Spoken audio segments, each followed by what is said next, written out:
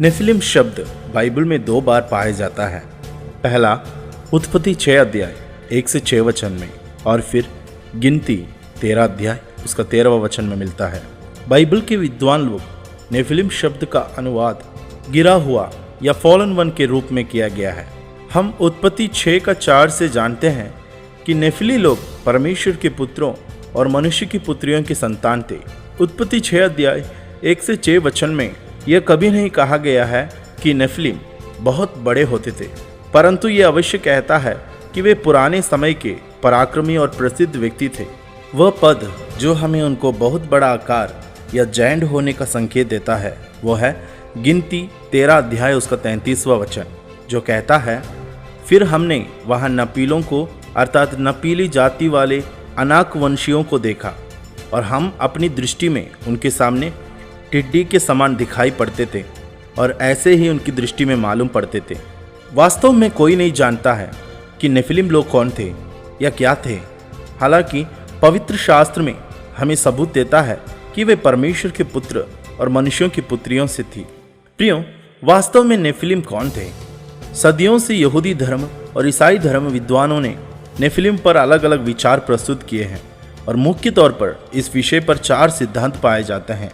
पहला विचार यह है कि फॉलन एंजल्स का मनुष्यों की पुत्रियों के साथ संबंध था, जिसके परिणाम स्वरूप मनुष्य की पुत्री और स्वर्गदूतों से नेफिलिम पैदा हुआ था। और दूसरी विचार यह है कि फॉलन एंजल्स या दुष्ट आत्माओं ने मनुष्यों को ग्रस्त करने के परिणाम स्वरूप थे नेफिलिम।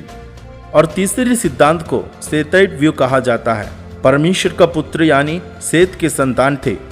आखिरी विचार यह है कि परमेश्वर के पुत्र केवल गिरे हुए मानव जाति को दर्शाता है। वैसे 4 प्रकार के अलग अलग विचार दानव के ऊपर होता है। इसमें सबसे अधिक विश्वास योग्य और वचन से मेल खाने वाले विचार जो मुझे लगता है वह है कि नेफिलिम गिरी हुई स्वर्गदूतों और मनुष्यों की पुत्रियों के संतान थे। सन्स ऑफ गॉड, परमेश्वर के पुत्र जो कहा गया है, जिसे इब्रानी भाषा में बेन एलोहिम कहते हैं, यह वे लोग हैं जिसके बारे में अय्यूब 1 अध्याय उसका 6वां वचन में लिखा गया है। वहाँ लिखा गया है, एक दिन यहोवा परमेश्वर के पुत्र उसके सामने उपस्थित हुए और उनके बीच शैतान भी आया। इसके अलावा अय्यूब 38 अध्याय उसका 7वां वचन में भी बेन एलोहिम के बारे में कहा गया है, जबकि भोर के तारे एक संग आनंद से गाते थे और परमेश्वर के सब पुत्र जय जयकार करते थे। प्रियो, ये दोनों कॉन्टेक्स्ट में परमेश्वर के पुत्र यानी स्वर्गदूतों को दर्शाया गया था। शायद आप सोचते होंगे, क्या हम भी परमेश्वर के पुत्र नहीं हैं? जरूर, मनुष्यों को, यीशु मसीह को, स्वर्गदूतों को भी परमेश्वर के पुत्र नाम दिया गया है। अगर उत्पत्ति 6 अध्याय के परमेश्वर के पुत्र अगर मनुष्य होता तो आज भी ऐसी घटना होनी चाहिए, लेकिन यह घटना पुराना नियम की उत्पत्ति की पुस्तक में और मूसा के समय में सिर्फ सीमित हो गया था। उसके बाद परमेश्वर ने ऐसा होने नहीं दिया, क्योंकि यहूदा 1 अध्याय उसका 6वां वचन में लिखा है, फिर जिन स्वर्गदूतों ने अपने पद को स्थिर ना रखा वरन अपने निज निवास को छोड़ दिया, उसने उनको भी उस भीषण दिन के न्याय के लिए अंधकार में जो सदा काल के लिए है बंधनों में रखा है।